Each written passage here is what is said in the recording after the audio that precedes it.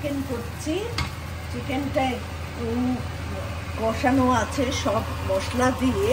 এখন পেঁয়াজটা ভেজে দুধ আর ডিম দেব পেঁয়াজটার মধ্যে। তারপরে চিকেনগুলো দেব, মাংসগুলো দেব, দিয়ে কিছুক্ষণ নাড়িয়ে তারপরে গরম মশলার মাখন দিয়ে নামিয়ে নেব।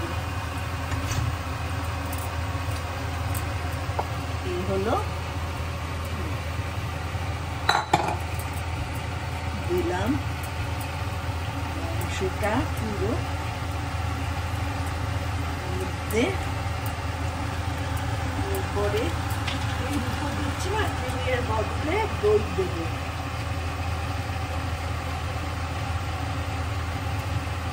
দই দেব, দিয়ে একটু গরম মশলা দেব, দিয়ে নাড়িয়ে